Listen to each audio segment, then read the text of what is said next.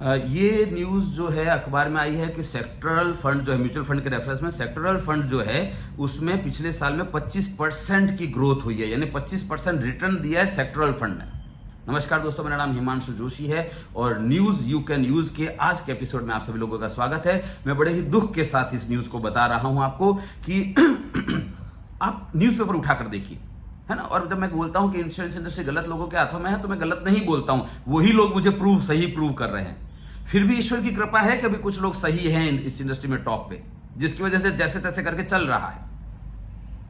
पर आप गहराई से चेक करेंगे तो आपको पता चलेगा कि अगर न्यूज़पेपर में बिजनेस वाला जो पेज आता है, कोई भी अखबार में बिजनेस वाला पेज आता है, या टीवी चैनल की आप न्यूज देख लीजिए, स्क्रॉल्स देख लीजिए, तो अगर 100 न्यूज आ रही है mutual fund share, mutual fund share, mutual fund share के बारे में, तो शायद एक न्यूज ऐसी आ रही है जो इंश्योरेंस के बारे में। अब मुझे एक बात बताइए, किसी ने तो ये छापा है ना कि सेक्टरल फंड में 25% ग्रोथ हुई है एक साल में। इंश्योरेंस इंडस्ट्री और लाइफ काउंसिल को कौन रोक रहा था ये न्यूज छापने में, प्रेस नोट रिलीज करने में, कि पिछले एक साल में इतने लाख लोगों को डेथ क्लेम दिया गया अनफॉर्चुनेट इवेंट होने की वजह से, आकस्मिक मृत्यु होने की वजह से, इतने परिवारों को सुरक्षित कर दिया गया क्योंकि उन्होंने इंश्योरेंस लिया था।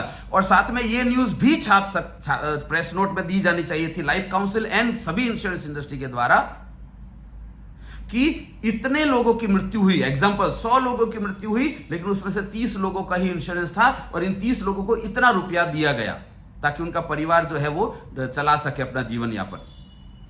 और उसमें भी ये डेटा कि देखो 3 लाख ही एवरेज था समेशर, तो पर्याप्त नहीं था, इसलिए पर्याप्त इंश्योरेंस लिया होता तो ये सिचुएशन नहीं होती। और बाकी के 70 लोगों ने इंश्योरेंस ही नहीं लिया, तो वो दरअसल सभी प्रकार के प्रयासों को एक स्टेप और नीचे खींच कर ले आते हैं कि बड़ी मुश्किल से तो देश आगे बढ़ने की कोशिश कर रहा है, लेकिन 70% लोगों की आकस्मिक मृत्यु होने की वजह से वो परिवार जो है वो सामाजिक स्तर में एक लेवल नीचे आ गया, आर्थिक रेफरेंस में, आर्थिक सामाजिक रेफरेंस में।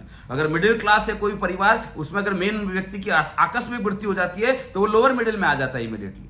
तो देश आगे बढ़ रहा है और इन्होंने पीछे खींच लिया देश को, सिर्फ एक इस वजह से कि उन्होंने जीवन बीमा नहीं लिया। जीवन बीमा क्यों नहीं लिया? क्योंकि किसी ने बताया नहीं, या बताया तो उनको समझ में आया नहीं, या उनको समझ में आए उस तरह से नहीं बताया गया। कौन जिम्मेदार है इस चीज का? कौन डेटा देगा ये?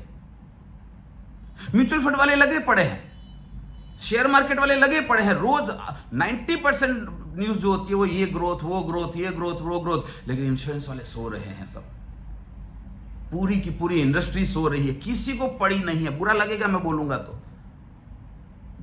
और मुझे कोई प्रॉब्लम नहीं है, आपको बुरा लगता है तो लगे। इंडस्ट्री गलत लोगों के हाथों में है।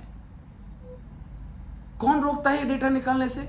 करोड़ों रुपए के खर्च कर रहे हैं एडवर्टीजमेंट में। एक आप बोल रहे हैं बिल्कुल सही बात है सर, एकदम सही बात है सर, कंपनी को ऐसा करना चाहिए। आप एडवाइजर हैं, इंडिपेंडेंट बिजनेस ओनर है, आपने क्या कर लिया? आपने क्या कर लिया? मैं तो कह ही रहा हूं, मुझे फंड दीजिए, सपोर्ट करिए मुझे, मैं पूरा रिसर्च सेंटर स्थापित कर सकता हूं। पूरी टीम ही पूरा रिसर्च यही कर रही होगी और आपको डेली बेसिस पे दे रही होगी कि आज देश में इतने एक्सीडेंट हुए, उनमें से इतने क्लेम मिले। इतने लोगों का क्लेम था ही नहीं, एक्सीडेंट की में डेथ हो गई, घर वालों को। इतने हॉस्पिटलाइजेशन हुए, उनमें से इतने लोगों का हेल्थ इंश्योरेंस था, इतनों का था ही नहीं, हालत खराब। ये सारा डेटा डेली बेसिस पे पब्लिश होना चाहिए। और ये चीज आपको सेल्स पे, आपको कुछ बोलने की जरूरत ही नहीं पड़ेगी कस्टमर के सामने जाके। सिर्फ 3 फिगर ही रखने हैं कि ये देखो रिटायरमेंट में ये सिचुएशन है इस महीने की, एक्सीडेंट डेथ से ये सिचुएशन है, मेडिकल इमरजेंसी से ये सिचुएशन है, नेचुरल डेथ में ये सिचुएशन है। आप बताइए सर कि इन परिवार के जो मुखिया थे, जिनकी मृत्यु हो गई या बीमार हो गए या रिटायर हो गए, इन्होंने क्या ऐसा किया जो उनको नहीं करना चाहिए था, और ऐसा क्या चीज थी जो नहीं किया उन्होंने? क्योंकि डेटा बोलता है। आप समझिए इस चीज को। जब म्यूचुअल फंड वाला व्यक्ति बताता है ना, देखो सेक्टरल फंड में 25% का ग्रोथ हुआ है, आप 12% में मान लो तो भी आपका 1 करोड़ हो जाएगा रिटायर, तो कस्टमर को समझ में आता है बात सही है यार, 25% अपन आधा भी मान ले तो भी 1 करोड़ तो हो ही जाएगा, मेरा रिटायरमेंट का सर्टिफिकेट खत्म हो गया किस्सा। एक डेटा से कॉल क्लोज हो गया।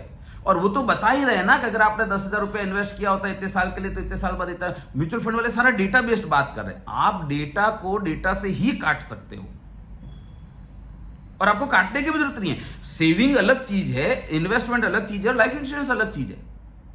सेविंग अभी आउटडेटेड होगी, इसके बारे में ज्यादा कोई बात करते नहीं, मैं भी नहीं करता। लेकिन जिस एग्रेशन से म्यूचुअल फंड इंडस्ट्री जा रही है, उसका 4.25%, एक तो बहुत ज्यादा बोल रहा हूं मैं, 4.25% एग्रेशन भी इंश्योरेंस इंडस्ट्री में विजन नहीं है। सक्षम है, पैसे की कोई कमी नहीं है, लेकिन विजन नहीं है। गलत लोगों के हाथों में है इंडस्ट्री। बोलता हूं तो बुरा लगता है, पर लगता रहे। पहले कौन सा मेरे घर पे ट्रक भर भर के पैसा भेज दिया तो मैं चुप हो जाऊं? पर एडवाइजर को आत्ममंथन भी करना पड़ेगा।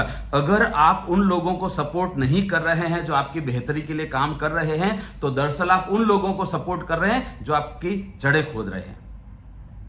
डिसीजन आपका है, जीवन आपका है, निर्णय आपको करना है, प्रोफेशन आपका है। पर न्यूज पढ़ते रहिए, सीखते रहिए और आगे बढ़ते रहिए। All the best.